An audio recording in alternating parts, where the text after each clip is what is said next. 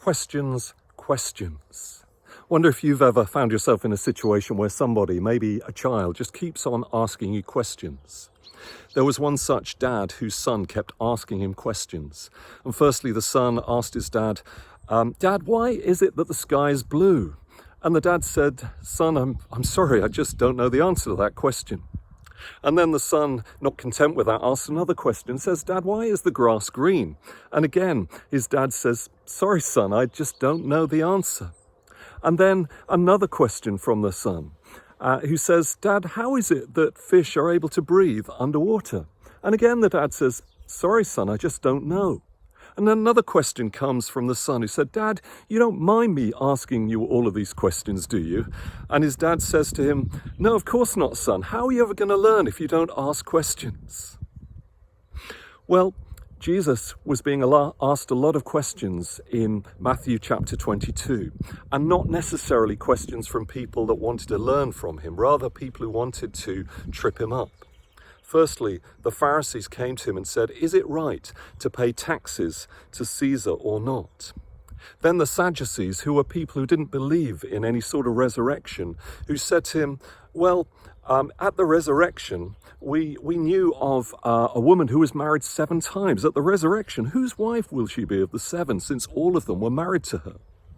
And then a more sensible question, perhaps, from an expert in the law, who was also a Pharisee, who came to Jesus saying, Of all the commandments, which is the greatest? For the answers to those, you can look them up in Matthew 22. But then Jesus came back with his own question to Pharisees that were questioning him. He said to them, What do you think about the Messiah? Whose son is he?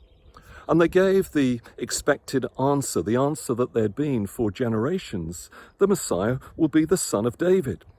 It was the expectation of Israel that a Messiah would come, a Messiah who would restore the victorious rule of David to Israel, a united Israel, a Messiah who would be a successor of King David.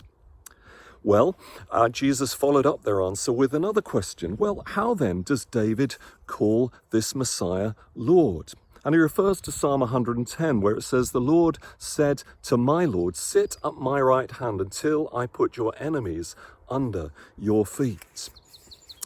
Well, Psalm 110 was acknowledged as a psalm of David. So these were the words of David talking of the Messiah and calling him his Lord. And Jesus follows that up, that quotation, by saying, If David calls him Lord, how can he be his son? And it says in Matthew 22 that none could answer him. None could answer him. Well, by the end of the week, Jesus was known not just as Son of David, but he was also called King of the Jews.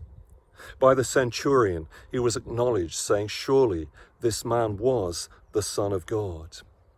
By the end of the week, the enemies under his feet were not so much Roman soldiers or opponents of Israel, but rather they were the ultimate enemies of sin and death, as Jesus died on the cross to overcome them, and as the resurrection would follow in glorious victory.